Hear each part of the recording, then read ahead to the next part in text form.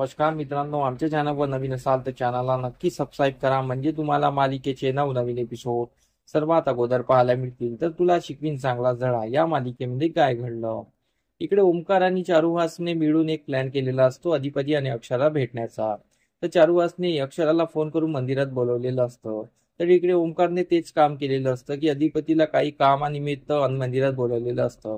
अधिपती मंदिरात आलेला असतो आणि अक्षरा पण आलेली असते. अक्षरा चारुहासला शोधत शोधत मंदिराचे दर्शन घेत असते आणि इकडे अधिपती पण तसंच करत असतो. आणि मग अक्षरा मंदिराच्या बाहेर निघत असते, तेवढ्यात अधिपती अक्षराकडे बघतो आणि तो बघतच राहतो. तर इकडे ओमकारला खुशी होते की अधिपतीने अक्षराला बघितलेलं आहे. मग ओमकारने एका बाईला पाठवलेलं असतं.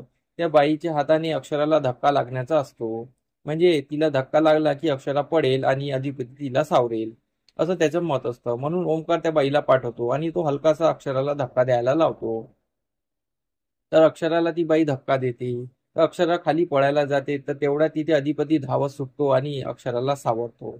आणि ते दोघंही एकमेकाच्या मिठीत येतात आणि एकमेकाकडे बघतच राहतात. आणि तिथे मनोरंजक सीन चालू होतो. आणि त्यानंतर अक्षरा अधिपतीला बोलते की तुम्ही इथे कसा आहात. तर अधिपती बोलतो की तुम्ही इथे कसे आहात. तर मग दोघंही एका ठिकाणी जाऊन बसतात शिडीवर आणि ते एकमेकासोबत बोलत असतात. अक्षराला खूप खुशी झालेली असते. अधिपतीला पण खूप खुशी झालेली असते. अक्षरा आणि अधिपती एकमेकाची ख्याली खुशाली विचारतात. त्यानंतर अधिपतीला अक्षरासोबत काही बोलणं जमत नाही, कारण की तो नेहमीच सारखाच. अधिपती बोलतो आम्ही कितीदा प्रॅक्टिस करतो एकट्यामध्ये की तुमच्यासोबत आल्यानंतर कसं बोलायचं, पण तुमच्या समोर येऊन आमची बोलतीच बनवते. अक्षरा हसते आणि बोलते की तुम्ही नेहमी सारखंच. तर अक्षरा अधिपती बोलतच असतात. इकडे घरी अक्षराचे बाबा अक्षराची आई असतात, तेवढ्या तिथे इरा येते. इरा ताई कुठे गेली हे विचारते.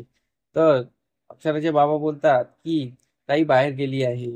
तर इराला चीड येते. इरा बोलते की तुम्ही तिला कशाला बाहेर जाऊ देता. ती त्या अधिपतीला चारुहासला भेटायला प्रयत्न करत असते. तुम्हाला कितीदा सांगितलं की त्यांना भेटू द्यायचं नाही, त्यांनी तुमच्यासोबत काय केलं काय नाही. इराला खूप चीड असते, कारण की इराला पैसे मिळाले असते की अक्षरा आणि अधिपतीला डिवोर्स करण्याचं. म्हणून इरा खूप चिडीत असते आणि ती खूप चिडचिड करत असते. अक्षराचे आई बाबा तिला समजायची कोशिश करतात. अक्षराचे बाबा बोलतात की अक्षरा घरी आली की मी तिच्याशी बोलेन, आता तिला काही मी फोन करत नाही, ती गेली आहे तिथे जाऊ दे.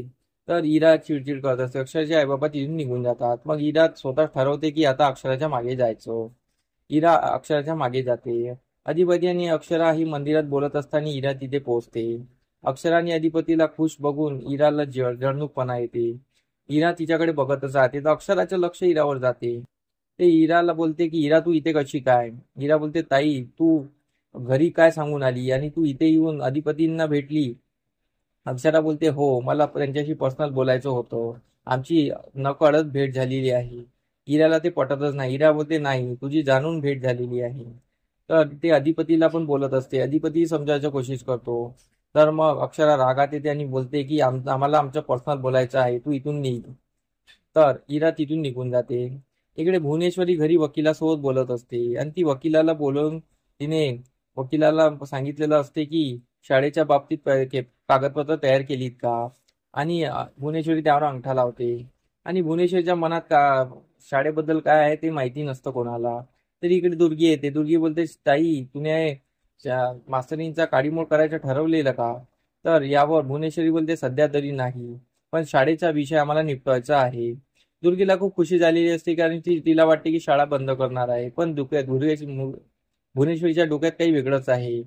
आम्हाला असं वाटते की भुवनेश्वरीच्या डोक्यात ते पहिले सारखंच आहे. शाळा ही अक्षराचं प्राण आहे आणि त्या बदल्यात अक्षराला घरात घरात आणू असं तिचं मत असतं. पण यावेळेस असं काही घडणार मला वाटत नाही. तर इकडे तेवढ्यात दुर्गेश्वरी बोलते की अधिपती तर तिकडे गेले आहे मंदिराकडे. तर तेवढ्यात तिथे इराचा फोन येतो. इराचा भुवनेश्वरीला फोन आल्यानंतर भुवनेश्वरी फोन उचलते आणि बोलते बोला इराबाई. तर इरा बोलते की ताई आणि जिजू मंदिरात भेटलेले आहे आणि ताईला तुम्ही घरला नेणार आहात आणि ताई आणि जिजूचं काडीमोड तुम्ही थांबविला आहे हे का बरं, ते जॉब विचारत असते आणि मंदिरातला घडलेला प्रकार सांगते. तर यावर भुवनेश्वरीला शंका येते. भुवनेश्वरी फोन ठेवते आणि बोलते की असं आहे म्हणजे अक्षरा आणि अधिपतीला भेटण्याचा प्लॅन आहे. तर तिला सर्व समजलेलं असतं. मग भुवनेश्वरी बोलते, ताबडतोब तू जा दुर्गा, आणि अधिपतीला घरी घेऊन ये. तर दुर्गा जायला निघते. दुर्गा मंदिरात पोहोचत असते.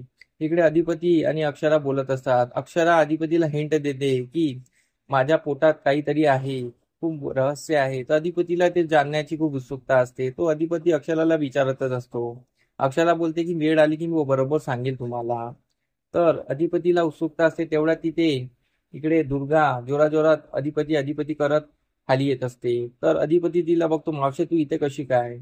तर यावर दुर्गा बोलते की ताईची तब्येत अचानक खराब झालेली आहे आणि तुम्ही चला. तर अधिपती सरळ निघून जातो. इकडे अक्षरा बघतच राहते. अधिपती घरी आलेला असतो. चारुवास तिला विचारतो की तू तर अक्षराला भेटायला गेला होता. अधिपती रागावताना बोलतो, तुम्हाला कसं माहित? तर चारुवास बोलतो, ते सोड रे, पण अक्षराने तुझी भेट झाली का? अधिपती बोलतो की हो झाली भेट. आणि इकडे डॉक्टर आलेले असतात. ते भुवनेश्वरच्या रूम मध्ये जातात. अधिपती आणि दुर्गी पण भुवनेश्वरच्या रूम मध्ये जाते. इकडे दुर्गी रडण्याचं नाटक करत असते. आणि डॉक्टर पण खोटं बोलतात की भुवनेश्वरी मॅडमची तब्येत क्रिटिकल आहे. आणि अधिपतीला वाटतं की वा, असं काही आहे का? तर अधिपतीचं जे बोलणं आहे ते भुवनेश्वरी ऐकत असते. भुवनेश्वरी अजून नाटक करत असते. दुर्गेश्वरी पण नाटक करत असते. आणि डॉक्टर पण नाटक करत असतात. इकडे चारुवास अक्षराला फोन करतात आणि घडलेला प्रकार सांगतात. अक्षरा तेव्हा खुश असते, पण अक्षरा जी ऐकते तेव्हा अक्षराला धक्काच पोचतो. अक्षरा बोलते की आता काहीतरी वेगळं करावं लागेल. भुवनेश्वरी काही सुधारणार नाही. तर इथेच आजचा भाग संपतो. आमचा एपिसोड कसा वाटला आम्हाला कमेंट करून नक्की सांगा. धन्यवाद.